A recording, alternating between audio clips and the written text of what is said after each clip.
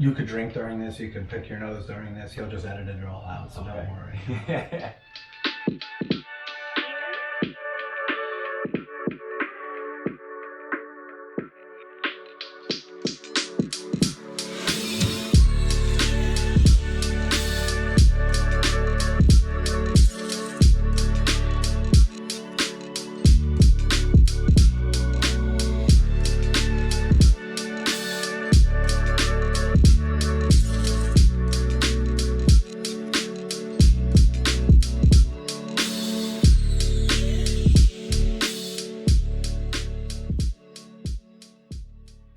So today I'm here again with Nurse Rich. So Rich, say hello. Hey. And my special guest today is Dr. Keith. Now, Keith, tell me your last name. It's Kotecki. Okay, now the reason I didn't say it myself is because it's a unique name. No, you agree? Yeah. You've been in medicine now how many years? I'm a second-year orthopedic resident now. Okay, so what does that mean for somebody who doesn't know? Tell me your course. My whole course. So I did 4 years of undergrad in mechanical engineering, and I did that at the University of San Diego.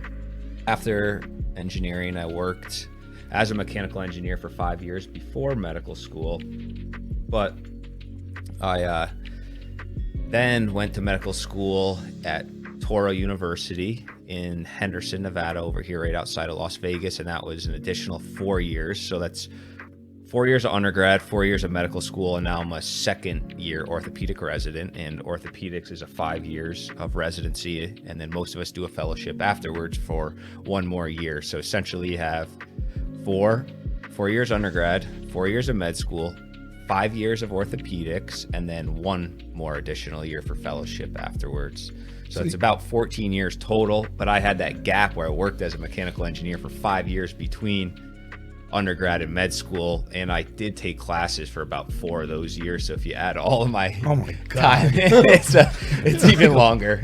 So you're like a full-time student there. Yeah. But you've been a doctor now for 2 years. 2 right? years, And I started with your last name, and I always find it interesting. I've been in medicine now 20 years. God, I'm an old man. But when patients don't know how to say a doctor's last name, the first thing we want to be told when we graduate med school is you're Dr. So-and-so. How many times do patients actually miss your name and don't get it on the mark? Oh, they do a lot. A lot of times I tell them, you just call me Dr. K. Dr. K. It's easier. Yeah. Does it drive you crazy? Not really. It doesn't bother me. I'm used to it now.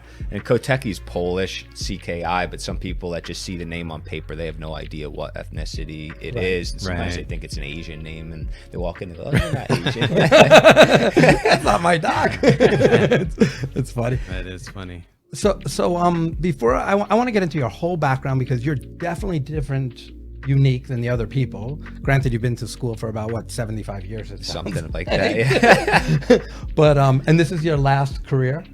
Hopefully. All right. But let's talk now. 2 years you've been a doctor. 4 years of medical school. What's the craziest story you can tell us about your life? Like what in medicine have you seen that's been crazy outside of the norm that you never thought you'd see when you were not a physician? You have a story? I think one of the craziest things I saw is probably trauma. Seeing patients in the trauma bay when I was in Michigan. I remember seeing a patient wheeled in. It was one of my first times experience in heavy trauma. Patient was, on the backboard sitting there. She had, I think, 2 femur fractures, 2 humerus fractures. I was a med student then auditioning at that program. And I was just, laying out all the splint material, trying to help the residents. And as orthopedics, we're kind of in the background anyways. All the general surgeons are in there, and the ER doctors trying to stabilize the patient. To me, it was just pretty shocking at that point to see that patient sitting there, stripped down naked so they can do that entire secondary survey. And blood coming out of all the limbs, and her head was bashed in, and what she had a happened to her? C-collar on. I actually don't know the whole result because it was near the end of my rotation, so I didn't go to surgery with that patient or anything. Right. What year were you?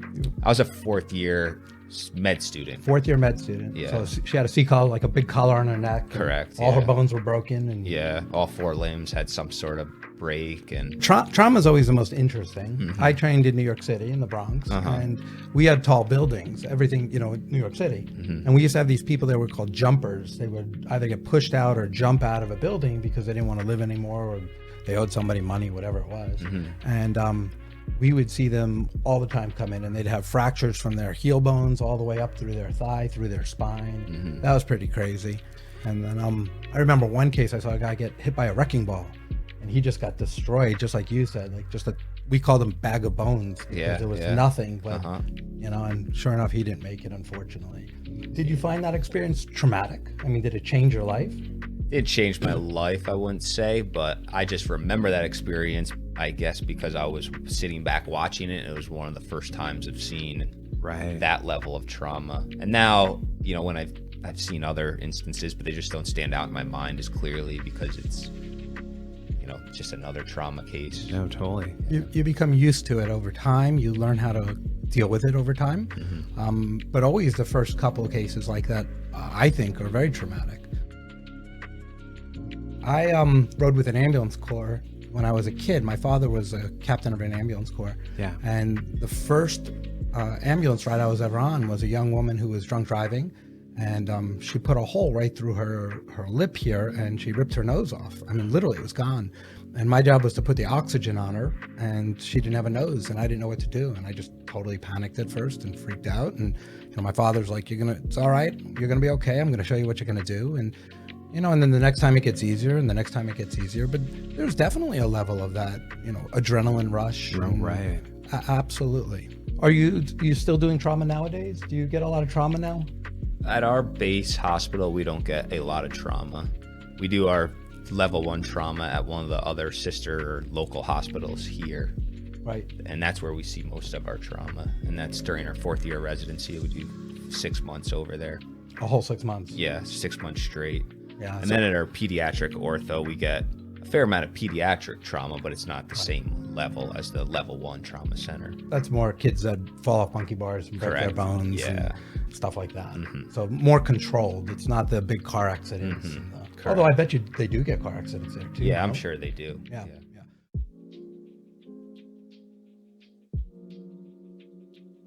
So Keith, your experience was different again because you started off with a different career path. Most people in medicine start when they're young, and they have this preconceived notion of how great medicine is, and they want to be a doctor, and they do their prereqs for medicine, and then they move on, get into medical school, and move on. You actually took 4 years before, after college, but before medical school, correct? You said? Correct. 5 years in between. 5 years in between. So you started off as an engineer, which engineers are the smart people, doctors are not. Do you agree that being an engineer is harder than medical school? The material's harder. It is, The right? material's definitely harder to grasp, but medical school is just the volume of material that's very hard. But it's just memorizing. It's memorization. Anyone can do it, right, if you put the time in. Right. Medical school is totally different than engineering. Engineering, you have to know calculus, physics, and you actually have to have a brain. To be a doctor, you just have to memorize. You got to be a sponge. Correct. So why didn't you stay with mechanical engineering? What happened? Well, I wasn't passionate about engineering even when I was, decided to go to engineering school. So why'd you go? Because I didn't know what else to do. I was always good in math and science. I liked math the most in high school. A lot of the other classes I didn't really do too well in, probably because I just didn't put the time into it. It's not like I couldn't do it. I just liked math. And then I was like, well, engineering's a lot of math. And then I went and looked at their salaries and how their job prospects were. And they're usually, you usually can keep your job as an engineer, and you start out with a pretty decent base when you're 22 years old. So I said, I'll just go into that field. And were your parents in that field? No, my father was in construction and my mother was a dance teacher. So they're not, they didn't do anything, nothing related to medicine. to medicine or any of these fields. And my father used to always kind of tell me to, I should consider medicine or go to law or be an engineer, kind of the 3 things that people think of as, high careers. The professional career. Yeah, the professional career. I chose engineering, and then once I got out, I just realized I didn't like sitting in a cubicle. I didn't really like, sitting there and designing stuff. And what I saw the older engineers doing, I couldn't see myself doing that. What were they doing? Like, what were you doing as an engineer? So I worked for a company where I designed gaskets and seals for cars, airplanes, some medical equipment, semiconductor equipment, basically anything that can use a gasket. And that sounds exciting. Yeah. So it's like a woman who had 16 fractures. And it's pretty interesting. It was essentially GM or Ford would call us up and say, we're building this motor and these are the two flanges that need to have a gasket between it, and this is the fluid, whether it's a AC fluid or it's gasoline or whatever it is, and this is the pressure and temperature that this you need to sustain. Right. And I designed something on 3D design, and then create PowerPoints, and then present it back to their engineers, and then eventually we would create prototypes, and then I would test the prototypes and write reports on how the testing went, and then change the design. Right. So, I mean, it was interesting. I just wasn't passionate about sitting there and doing that. And then even the senior engineers, they essentially did the same thing, just at maybe a little more higher level or bigger projects. Right. And then the engineering managers overlooked everything. Okay. So when I was young and in undergrad, and I was, third, fourth year undergrad student, I always thought I would just get out in the engineering world, work for a year or two, a couple of years, see what how I liked it, and then get my master's in engineering and, move up the engineering side, or get my MBA and then become an engineering manager. But once I actually got out in the workforce and saw what, both avenues looked like, I just wasn't happy. I didn't think I would want to do that. Were you married at this point? No. Okay, no. so you're I was single single at that point. Okay. So I was working and I was single, and I started to look around. What else can I do? I'm still, I was 22, 23 at that point, and I figured, let's see what else I can do. How old are you now? I'm 34. Okay, so you're 34 as a PG. We call it PGY2, which means postgraduate year 2. Mm-hmm. Okay, second year resident. Yeah, okay, correct. So you're out there and you're 20 somewhat years old. Yeah, your low 20s. Okay. Deciding, what else can I do? And I started to look at medicine and go, maybe this could be interesting. So I shadowed an orthopedic surgeon for a day. How'd you get in touch with him? My father knew a orthopod back in upstate New York, Albany, New York. Okay. He was a sports guy.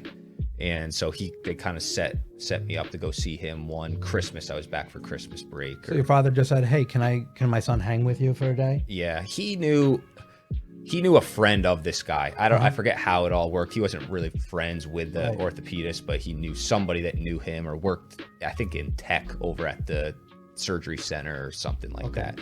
And so he set me up to go watch this guy. So I went and just watched him for a day, do knee scopes and nothing really too big. So can you explain what a knee scope is? Because remember, again, this is all geared towards people that aren't in medicine yet. Yeah, true. So let's explain to them what a knee scope actually is and what's going on. So basically a knee scope is when you insert a camera into the knee, and you make a couple of small poke holes on the knee. You insert the camera in the knee and you drive that scope around with your one hand, and then you can create other little poke holes in the knee and put instruments in the other poke holes, and you watch what the inside of the knee looks like on a camera, and you just look up at the camera at what you're doing. It's kind of like playing a video game, and clean out the knee, or you can do an ACL repair, a meniscus repair, whatever needs to be done, but it's all arthroscopically. So through mini incisions and all the parts in the knee you can clean out. Correct. Did you fall in love with orthopedics because of that? Yeah, at that time I did. Just watching him, get these people back, get them moving. I thought it was really cool, the hands-on procedures. But then how long did you spend with him? Just one day? One day, yeah. Just one day was enough to get you hooked? Yeah, one day I thought this is really, really cool. Up on your feet, moving around. And my father owned a small construction company, so we installed residential and commercial fences around yards and things like that. So I grew up in high school. From as soon as I could drive, at 16, I was on the job sites doing construction all through my high school summers and college summers. And then even when I was younger, he would bring me out there when I was 10 years old, and I'd mix cement and dig some holes and things like that. And so I liked using my hands. And so once I saw, orthopedics, it combined using your hands, but then it still has a little bit of engineering aspect to it. And so I thought it kind of jived with both avenues of what I liked. Yeah, ortho is very mechanical, so that makes sense that they kind of, go hand in hand together. So you see this guy, and do you think anybody can call an orthopedic surgeon and say they want to follow them for a day? Like, does that happen nowadays? I think it's hard. It's very hard because once I saw him, I decided, okay, I want to apply to medical school. I want to do orthopedics, but I didn't tell everyone I want to do orthopedics because everyone's going to think I'm crazy if that's it. So I went in with an open mind. But when you apply to medical school, you need letters of rec from doctors. You need to shadow doctors. They want to see all this stuff. So I was cold calling. I probably cold called 50 doctors. And I got one other doctor I was able to go shadow for a day. It was a pathologist. I shadowed them for, I think it was like half a day. And it was pretty boring, but I still need to show that I was doing something else. So I wouldn't say it's easy because a lot of doctors are just, they don't have the time, or they don't, or maybe you just can't get through to them. It's hard to even talk to them. A lot of times you'll call and you'll speak to the receptionist or whoever's one of their MAs, and the message might get lost in translation and things like that. So do you think it was harder for you because, again, you were out of college and trying to get back into medical school than a kid who goes straight through from college into medical school? Like, do you think that was a disadvantage or an advantage for you? I think once I got to interviews, it was an advantage. Okay. Because it was a different story. People like to hear my story versus the traditional student that went right through. I had something else to talk about, so it stood out more. But I don't know if high schoolers, if they are able to go in and shadow easier, or if undergrad students have connections with the school, or they might have connections with other doctors to kind of link them in more. So it might be easier on that regard to go shadow and things. One of the things that, now remember, I'm much older than you are, but when I was in it, what was easy to do was call a hospital, and the hospital had volunteer programs. And through the hospital, I was able actually to get into the OR and watch the surgeries through volunteering. But I never did it privately like you did until I was already in medical school. My first shadowing, which means following a doctor around, was when I was already a second year. So it was a little bit later for me. I see. Yeah. I would say I did volunteer in the ER through a hospital as well. When did you do that? During those few years in between undergrad and med school. That was an additional thing to kind of put on the resume or that application, that you spent time volunteering, because they want to see that. Did you do that for the resume, or did you do that because you just wanted to volunteer? I did it for the resume. Yeah, of course. That's all right. That's especially at that point, I was working full time and then taking classes at night to get into med school, because I didn't have the biology. I didn't have OChem and biochemistry. So I was doing that, and I'd volunteer for 3-4 hours on a Saturday morning. So you were working full time. You had to take your prerequisites. So what were you missing? Essentially, I had all of physics and beyond what I needed in physics. Oh yeah, you're an engineer. Engineers know everything about physics. But I had G-Chem 1, so general chemistry 1, but you need general chemistry 2, organic chemistry 1 and 2. So that's at least 3 semesters, because you can't do them all at the same time. Did you find organic chemistry hard? No, I loved it. See, now that's considered the weed out class, right? Did you loved it because you got the brain of an engineer, or you loved it because it was different than engineering? I actually thought it was similar to math and engineering. Okay. There's only so many ways you could ask a question. You just had to do all the practice problems. It was all drawing out the problems and understanding the path to get to that solution. Right. And I liked it because I could sit there and put the TV on or listen to music and do it and just do the problems, crank problems out for hours and hours, and it would be easy by the time you got to the test. Right. Stuff that I thought was harder is stuff like biology, because it's pure memorization, and I hate memorizing. So I'd have to turn off the TV, turn off the music, and sit there and just go over and over the material. Which is all of medicine. It's all medicine, yeah. I mean, did that skill set become easier to you as time went on? I think so, yeah. You just got more used to that learning style. Yeah, I thought so too. Yeah, very similar. So you took these prerequisites, and then you had to go take your MCATs, right? What did you think of the MCATs? The reading was hard for me, the verbal section. The sciences were not super hard. I felt okay for those, but the verbal, I didn't read enough books, and it's something to kind of acquire your reading speed and comprehension. Right. later in your mid-20s at that point. Right. So. You're different stage. Out of the, I know that. If I had to do it now, God knows what would happen. Right? Yeah. So, all right. And then you came here to Vegas. You're not from Vegas, are you? No. So where are you from originally? So I'm from upstate New York, outside of Albany. That's I right. guess it's not real New York. No, that's not real New York. That's Canada. Yeah. Yeah. So you're in Albany, and then you went to college In San Diego. Okay, and then you stayed in San Diego to work those 5 years? Correct. Okay, and then you decide you're going to go to med school. You take your courses, you take your MCATs, and then what happens next to you? You apply. Okay, and where'd you apply? I applied osteopathic schools. Just osteopathic schools? I did, yeah. Okay, can you explain the difference? Because to me, there's nowadays no difference. So what do you find the difference? So in a DO school or an osteopathic school, you learn basically everything the same as an MD or an allopathic school. Right. Except we also learn OMM, osteopathic manipulative medicine, which is essentially using your hands to manipulate the back, the limbs, and make adjustments. We believe that if you adjust the structure of someone, it affects their function as well, and that everything's kind of interrelated. So that's more the engineering stuff. Yeah, but it wasn't my only reason really for applying osteopathic. Osteopathic schools are known to have a little bit lower of MCAT scores, a little bit lower GPA, so it can be overall a little bit easier to get into. They're also more forgiving for non-traditional students, so they do tend to accept students that have different backgrounds like mine. And I basically had all of the above. I had my MCAT score was good. My verbal was not that good, but my sciences were good. My non-traditional background kind of was a little bit easier for the osteopathic path. But then I had a couple of blemishes in my academic record in my first year of undergrad and some of that stuff. You can make that stuff up, but it's a little more forgiving on the osteopathic school to recover from.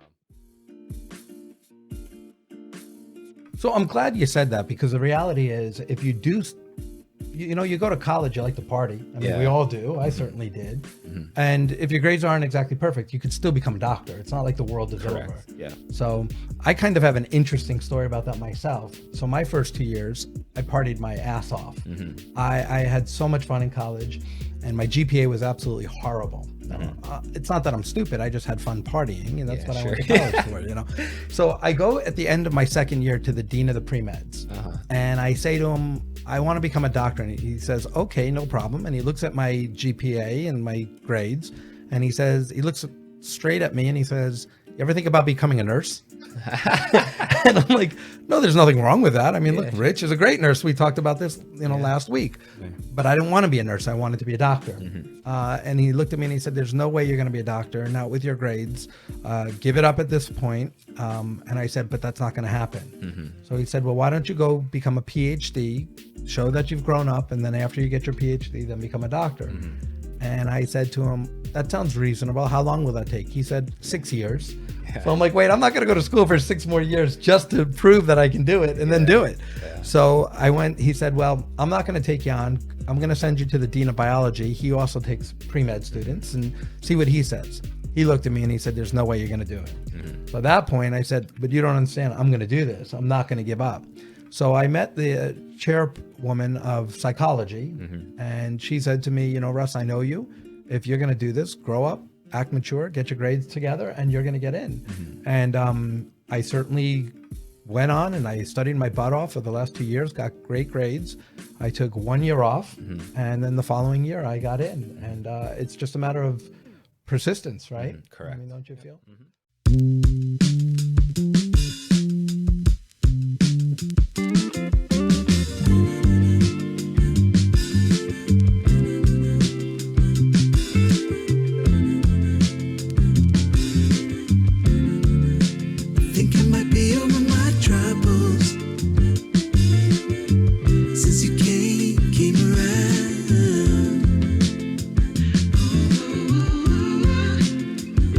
Something strange.